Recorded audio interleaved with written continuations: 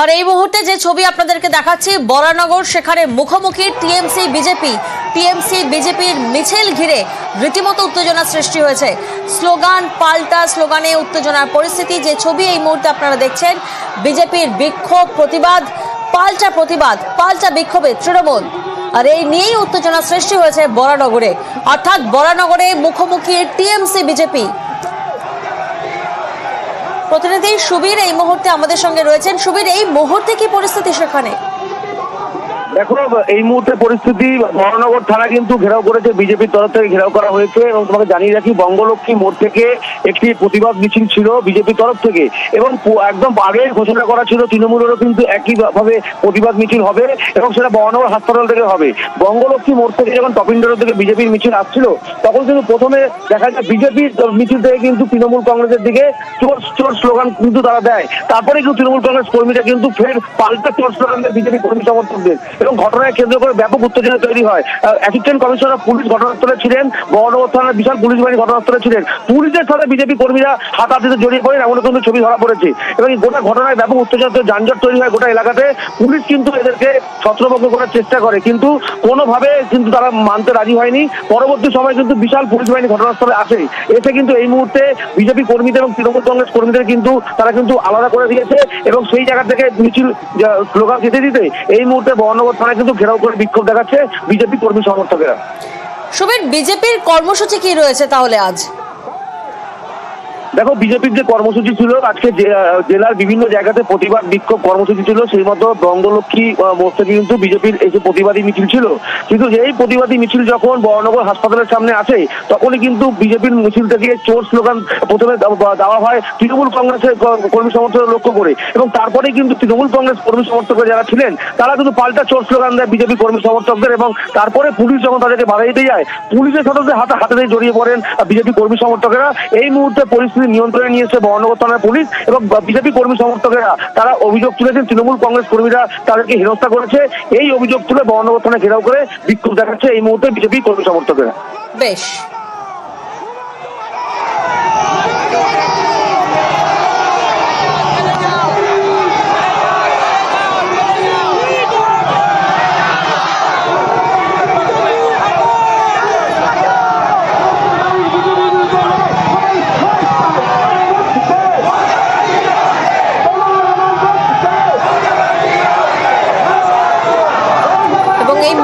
ছবি আপনারা দেখছেন বরানগর, সেখানে মুখোমুখি টিএমসি বিজেপির মিছিল ঘিরে রীতিমতো উত্তেজনা সৃষ্টি হয়েছে।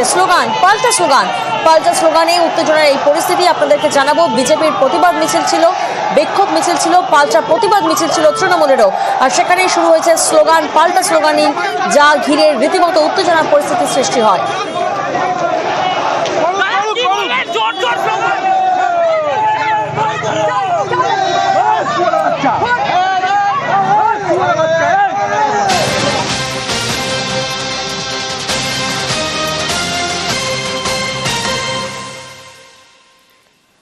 আর এই মুহূর্তে আরো একটি গুরুত্বপূর্ণ খবরের দিকে নজর রাখতেই হচ্ছে। আইপিএল এর ম্যাচ, কলকাতার ম্যাচ সরে যেতে চলেছে 6 এপ্রিল। আমরা জানি কলকাতা বনাম লখনৌ সুপার জায়ান্টস এর ম্যাচ রয়েছে, সেই ম্যাচ সরে যেতে চলেছে। প্রতিনিধি ইরন এই মুহূর্তে আমাদের সঙ্গে রয়েছেন।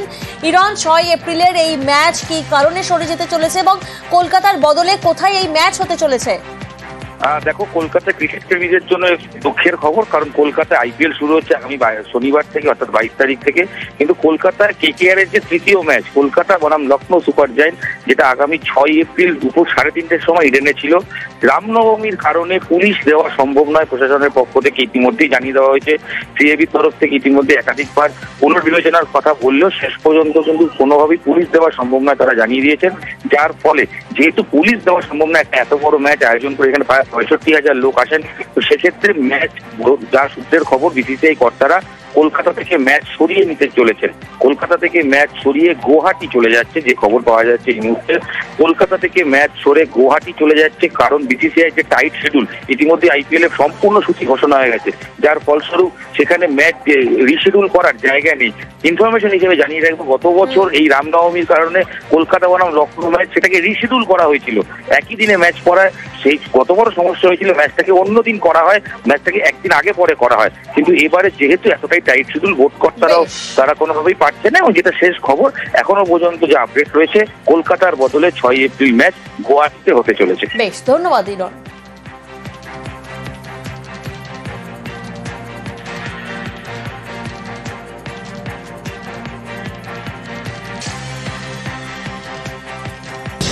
অন্যদিকে তৃণমূল কর্মী খুনে 7 জনের যাবজ্জীবন। 2018 সালের ঘটনা, পঞ্চায়েত ভোটের সময় খুন হয়েছিলেন তৃণমূল কর্মী। তৃণমূল অফিসে ঢুকে গুলি করে তৃণমূল কর্মীকে খুন আর বিপ্লব সরকারকে খুনের ঘটনায় সাজা ঘোষণা। আরো ডিটেল জানাবে জিয়াউল। দেখো 14 মে 2018 পঞ্চায়েত ভোটের একেবারে শেষ লগ্নে বিপ্লব হালদারকে গুলি করা হয়। তিনি স্থানীয় একটি পার্টি অফিসে বসেছিলেন। 3 নম্বর অর্থাৎ বেলগুম 2 নম্বর গ্রাম পঞ্চায়েত 3 নম্বর প্রার্থী বিপ্লব সরকার যখন পার্টি অফিসে বসেছিলেন, সেই সময় অতর্কিত বেশ কয়েকজন গিয়ে এলোপাতাড়ি গুলি চালায় এবং ঘটনাস্থলে বিপ্লব হালদারের মৃত্যু হয়। তারপরে কিন্তু এই ঘটনায় 17 জনের নামে চার্জফ্রেম হয় এবং দোষী সাব্যস্ত হয় 9 জন। তার মধ্যে একজন পলাতক, একজনকে বেকসুর খালাস দেওয়া হয় এবং 7 জনকে দোষী সাব্যস্ত করার পর আজকের কিন্তু যাবজ্জীবন কারাদণ্ড নির্দেশ দিলেন বারাসত এডিজি 7 আদালত এবং তাদেরকে 1 লক্ষ টাকা করে জরিমানা, অনাদে আরো 6 মাসের জন্য জেল। অর্থাৎ এই 7 জন শুধুমাত্র তৃণমূল কর্মী খুনেই 7 জনকে যাবজ্জীবন আদালত সাজার নির্দেশ দিলেন বারাসত আদালত। বেশ, প্রত্যেকেরই লাইফ হয়েছে 302-তে, প্রত্যেকেরই পানিশমেন্ট হয়েছে 1 লাখ টাকা করে পার হেড, অনাদায়ে 6 মাস জেল।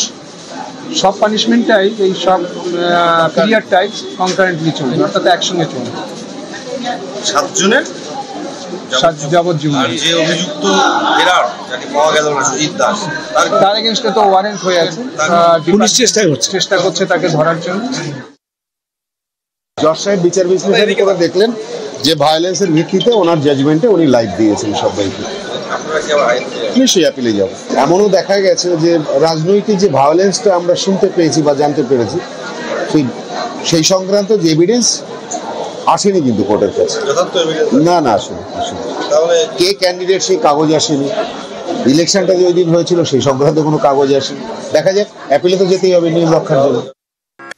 এবার আরো বিপাকে পার্থ। কেন এ কথা বলছি? কারণ জামাইয়ের পর সাক্ষী পার্থর আত্মীয় পার্থ চট্টোপাধ্যায়, তার বিরুদ্ধেই সাক্ষী তারই আত্মীয়।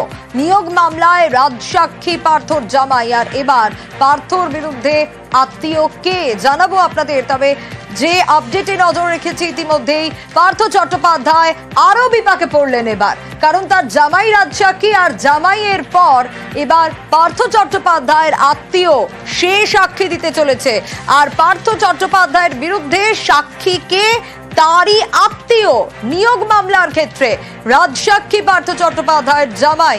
আর এবার পার্থ চট্টোপাধ্যায়ের বিরুদ্ধে কে সাক্ষী দিতে চলেছেন আরো ডিটেল জানাতে পারবে অমিত রয়েছে আমার সঙ্গে। অমিত, এর আগে আমরা দেখেছি যে রাজসাক্ষী পার্থ চট্টোপাধ্যায়ের জামাই, এবার বিপাকে পড়লেন আরো এক আত্মীয়, তিনি এবার সাক্ষী দেবেন। কে সে?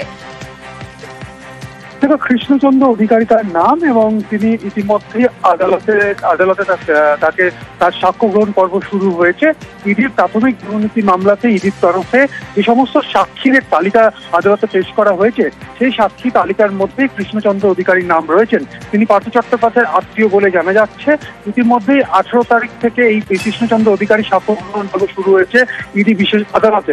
18 তারিখ এবং 20 তারিখ, 18 তারিখ প্রথম তার সাক্ষ্য গ্রহণ হয় এবং আজকে তার দ্বিতীয় দিন ছিল সাক্ষ্য গ্রহণের। এবং এই কৃষ্ণচন্দ্র অধিকারী পার্থ চট্টোপাধ্যায়ের বিরুদ্ধে এই প্রাথমিক শিক্ষক নিয়োগ দুর্নীতি মামলায় সাক্ষী দিচ্ছেন আদালতে। এবং ইডির তরফে যে তালিকা জমা দেওয়া হয়েছে আদালতের কাছে, কৃষ্ণচন্দ্র অধিকারীর নাম রয়েছে এবং 18 তারিখে তিনি সাক্ষী দিয়েছেন প্রথম, এবং তৃতীয় দিন ছিল এই সাক্ষ্য গ্রহণের। এবং ইডির তরফে যে সাক্ষী তালিকা রয়েছে সেই তালিকায় কিন্তু এই কৃষ্ণচন্দ্র অধিকারীর নাম রয়েছে। বেশ,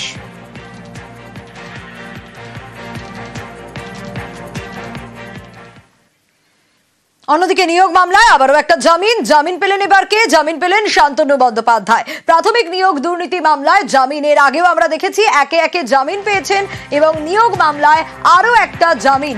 এবার জামিন পেলেন শান্তনু বন্দ্যোপাধ্যায়। প্রাথমিক নিয়োগ দুর্নীতি মামলায় একের পর এক জামিন পেতে দেখা গেছে, এবং এবার আরো একজন জামিন পেলেন শান্তনু বন্দ্যোপাধ্যায়।